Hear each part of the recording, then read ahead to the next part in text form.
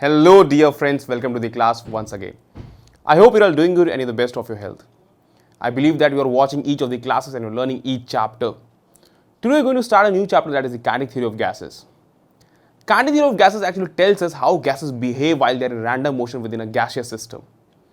We all can think that a gas is composed of many molecules. You all can be thinking that these molecules will be having some finite size and they will be in random motion. You must be believing that as they're in random motion, that means there will be some free space to move all around. During that motion, they may be colliding against each other, and it's not maybe, they are colliding against each other, and even to the walls of the container in which the entire gaseous system has been kept. Now, as I have told you, there must be a lot of white space between the molecules so that molecules can freely move in random motion.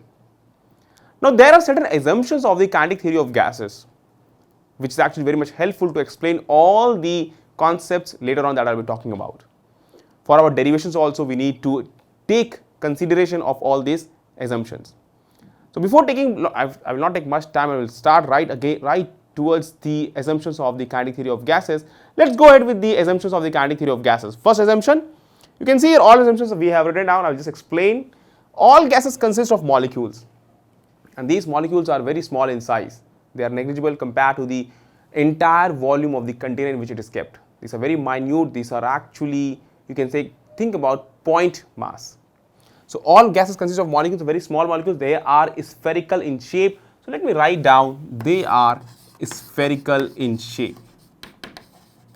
This is what we have considered. We are not going to consider it's a cuboid. It will be actually circular, spherical in shape.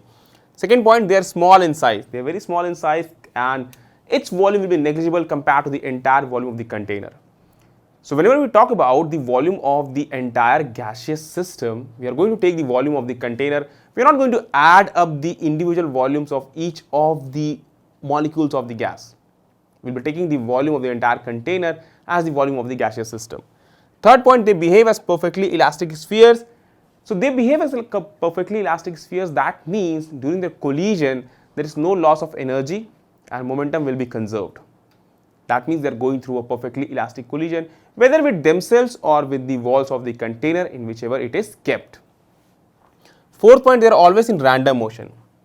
Now, as I have told you already, the gaseous molecules will be moving randomly here and there will be no control on its motion. There is no law that is actually controlling the motion of individual molecules. They will move randomly as per their freedom, and they will move sometime up, sometime left, sometime northeast, northwest, anywhere they can move. This is completely no rule is controlling their motion.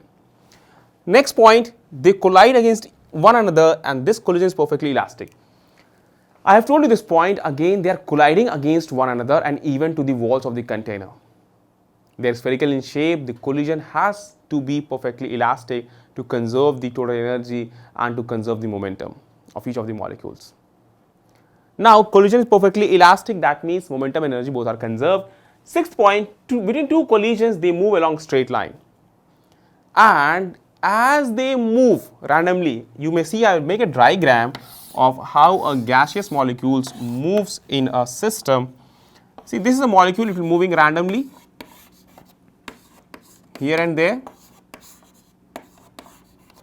Now see, let's say between two collisions, this path is known as the free path.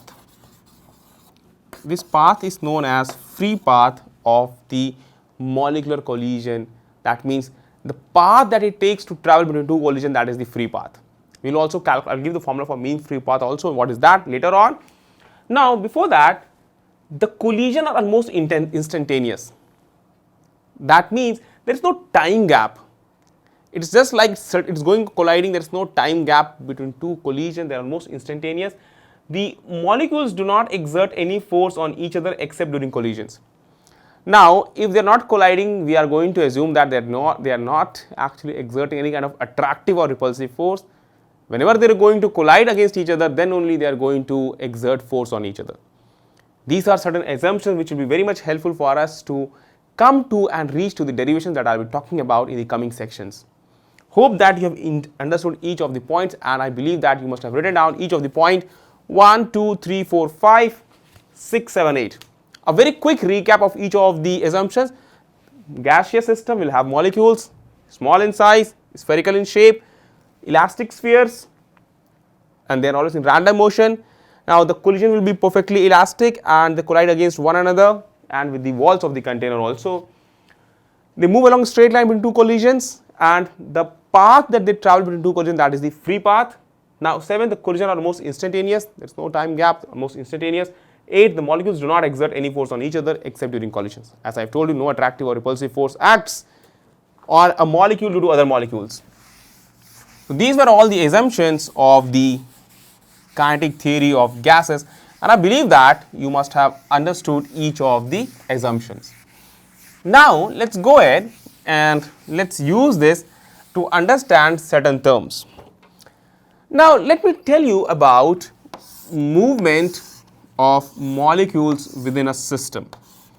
Here I am drawing a container which will be containing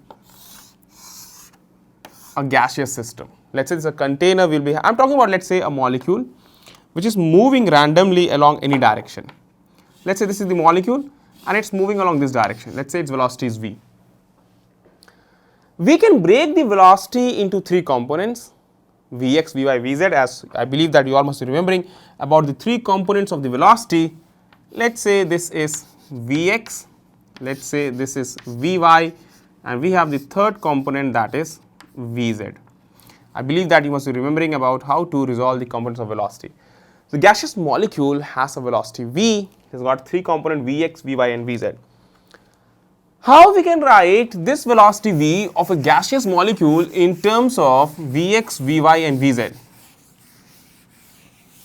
Now if I go ahead, if I show you, easily we can write that v square will be equal to vx whole square plus vy whole square plus vz whole square. This is what we can write about the velocity, its magnitude. Okay, clearly we all know that how to find out the magnitude of a vector quantity. So clearly we can write that v square will be equal to vx square plus vy square plus vz square. That's quite simple. What to do? I believe that you all can easily remember this part. That for the velocity of a molecule of a gaseous, within a gaseous system, its velocity, square of the velocity will be equal to square of the velocity along x direction plus square of the velocity along y direction plus square of the velocity along z direction. Now let's understand the pressure of an ideal gas. What is the pressure exerted by an ideal gas? Let's try to understand and try to derive a formula for pressure of an ideal gas. Ideal gas means we are talking about a gaseous system taking the kinetic theory assumptions. Now see here, first of all let me draw an axis, then I will draw a container which will be holding a gaseous system. Let's say we have a gaseous system which holds, I believe that you can clearly imagine this container that I have drawn. See here, let's say this is the x axis, this is the y axis and this is the z axis. So we have the 3 axes. Molecules will be randomly moving within this container. I have drawn a container, I have shown its various parts. Let's say this is A, B, C, D, then we have E, F, G and H. All the edges of the container are shown here. If I talk about the molecule, if I talk about a particular section, now see there will be various molecules which will be moving randomly within this shown cubicle, or let's say it's a cubicle you can take about, there are gaseous molecules will be moving randomly. If I draw any section, you see here, if I draw any section and this section is moving towards the wall BFDH. Now see there will be molecules in this section that will be actually colliding. Now see if I draw a molecule, its velocity is v here, it will be having 3 components, Vx, Vy, as per our explanation I have used it, and Vz. Now see this molecule, one molecule I am talking about, let's say its mass is m. So we talk about mass of one molecule, that is we have taken as small m.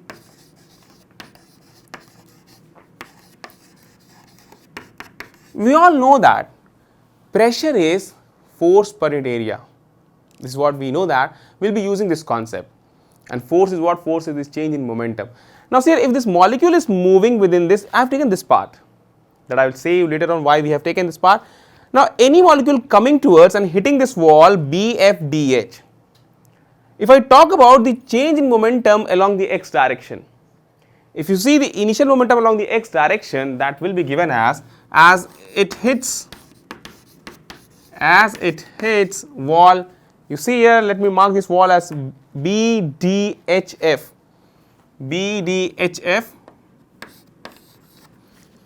As it hits wall BDFH,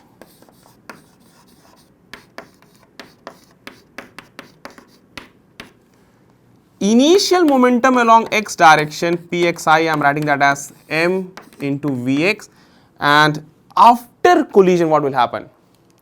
Since momentum will be conserved, it will be rebounding backwards, and you will be having the final momentum along the x direction, that will be having final momentum along x direction,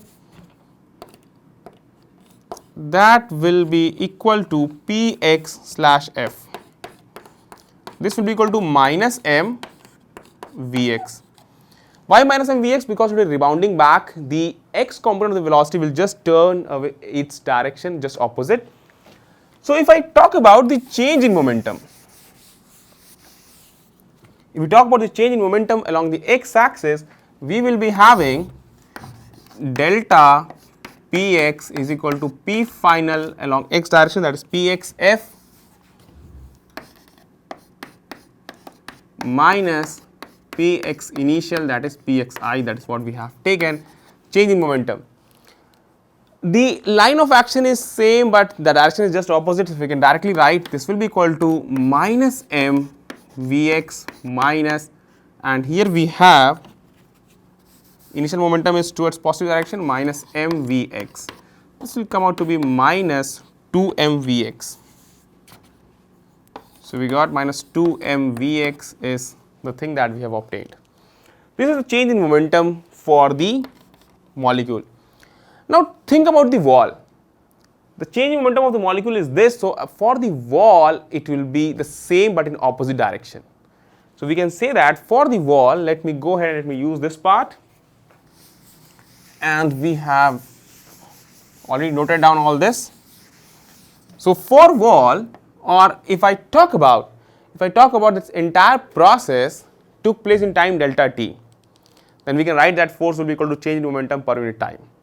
Now say in time delta t, the molecules that will be colliding, in time delta t, that molecules that will be colliding, if I talk about that, this area of cross section is A, this length will be how much? This length will be Vx into delta t. If I am talking about a specific time delta t, this length will be Vx into delta t. The total number of molecules that will be contained within this, that will be A into Vx into delta t, quite obvious. The total number of molecules will be A into Vx into delta t. Now if I talk about the exact total number of molecules, that will be equal to number of molecules per unit volume multiplied by this volume, because I have talked about that A into Vx into delta t will be the volume of this part. So total number of molecules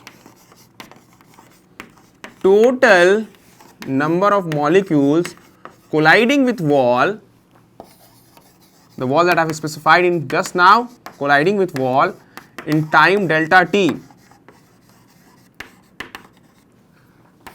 clearly you can write it as n into A into Vx into delta t. What is the term n we have used? N is the number of molecules per unit volume, because A will be the area, Vx into delta t will be the length. So A into Vx into delta t will be the volume. To find about the total number of molecules, just multiplied with n, where n that we have taken, that is the number of molecules per unit volume. First thing, I believe that this is clear to you all. So we have written about the total number of molecules that's hitting. So the total change in momentum, if I talk about, of the entire molecules that we have taken, that is happening in time delta t, for the total change in momentum for the entire molecules happening in time delta t, So that will be equal to total number of molecules N A Vx delta T multiplied with minus 2 m Vx. Now I have used entire term I have multiplied, but you think genuinely, think logically, there will be the number of molecules contained within this part. I have written that as NaVx into delta T, clear. But you think that if this many molecules are contained within this part, all would not be moving towards the positive x direction to hit this wall. Some would be moving towards the left hand side direction also. We cannot say that all the molecules will be moving. From probability theorem, using the concept of probability, we can say that half part will be moving towards the plus x direction, remaining half part will be moving towards negative x direction. So we can say that multiply this entire term with half, because only half will be going towards the positive direction to hit the wall. So multiply with half, that will be logically correct. Next thing, 2 and 2 will be cancelled out. Entire term you just use a simple term. You see here, 2 and 2 cancels out, will be having Na Vx whole square m we are having, and we can write delta P total divided by delta T will be having m, and before that let me use minus sign just for the direction that we are using, minus m, and we are having nma Vx square, nma Vx square. This is the entire term we are going to have, nma Vx square. You can clearly see nma Vx square is the term that we are going to have entirely. So we got the delta P total upon delta T. What is this? This is the force on the number of molecules. So we can say force is equal to minus nma Vx square. What about the force on the wall? It will be just opposite to the force that we have evaluated. So force on the wall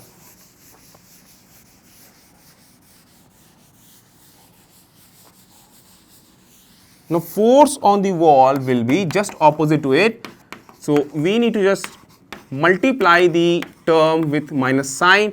So force on wall will be equal to, let me say this is for Fx, that will be minus Fx that we have just done. So that will come out to be nma Vx square. So we got this term, that is force on the wall, nma Vx square. Now think logically once again. We are talking about this term nma Vx square. We talk about the force on the entire wall. We talk about force on the entire wall. So we will be having, can we write this as nma, and just let us take the average of all this velocity along the x direction. The velocity will be different. So we're talking about the entire molecules. Let's take the average of the velocity along the x direction. That's why I have used this bar sign over here to depict the average velocity. Just now I have told you all about the concept of this velocity Vx square plus Vy square plus Vz square, that's equal to V square. You see that I'll be using that just now. Now let's talk about the pressure. Pressure will be what? Pressure will be equal to F by A. Now before that we are talking about the pressure of the entire gaseous system. We are talking about that. Now pressure will be due to the velocities, all the three velocities. We can say that pressure on x wall will be equal to pressure on y wall, pressure on z wall. We can say that the total pressure will be 1 by 3 px plus py plus pz, and clearly we can write this as 1 by 3. If you see a px plus py plus pz, nma can be taken as common nma, and here you can use Vx whole square plus Vy whole square plus Vz whole square. This is what we can use for the pressure. Now you think Vx whole square plus Vy whole square plus Vz whole square. Just now I have told you that is the V square, that is the magnitude of the velocity that we can take for a gaseous molecule.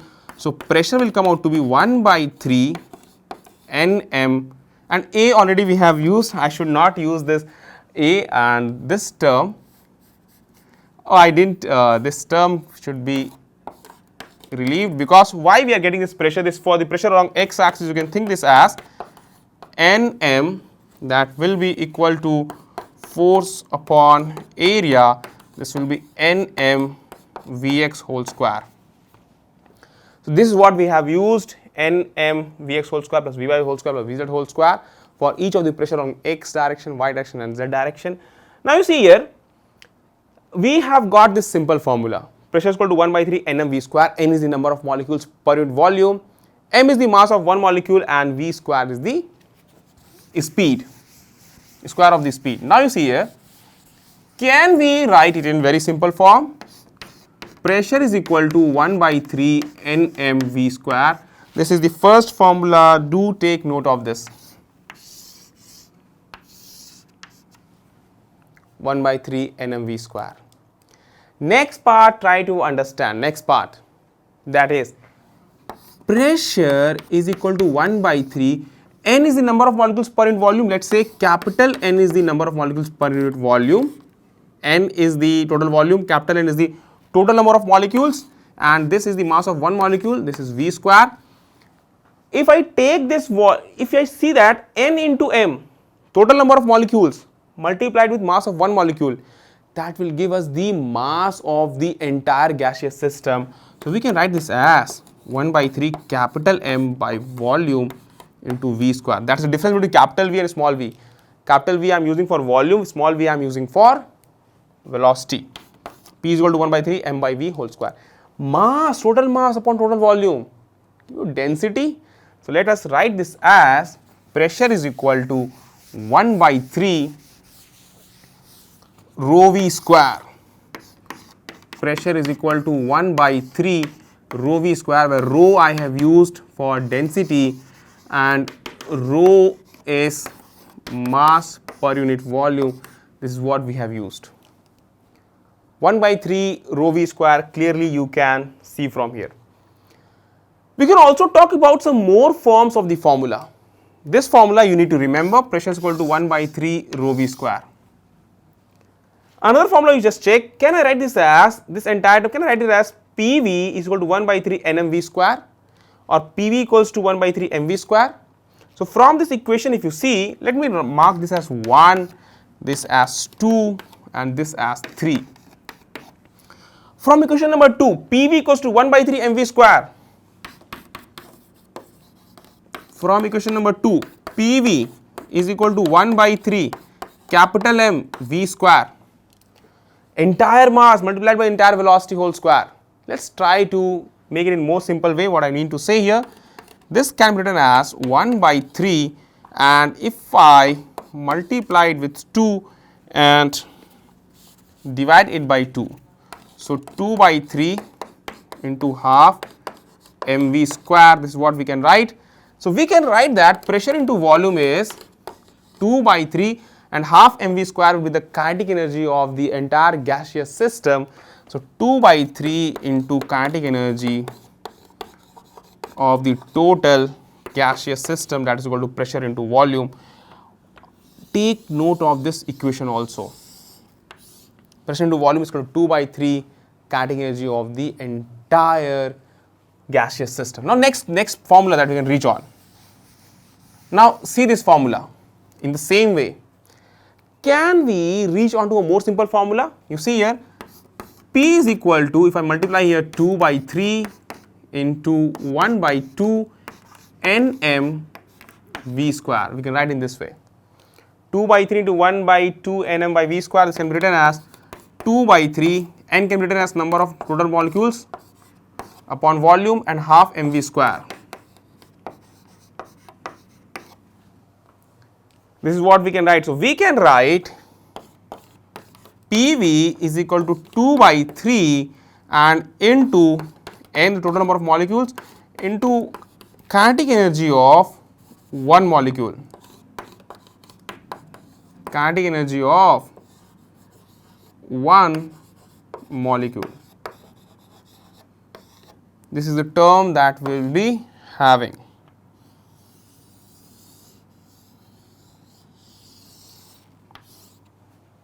I hope that this term is also clear to you all about the pressure to volume relation. More relation you can easily obtain. I have talked about the kinetic energy. This only the two main important equations. Equation number 1, equation number 3. This one is far important. P equals to 1 by 3 rho v square. If I try to make a simple formula, you see here, and let me rub this part. I have used this entire container part. Let me rub this part.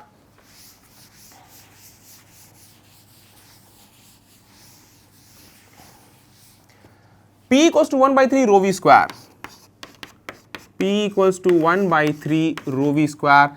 Rho is total mass upon total volume. If I talk about 1 mole of gas,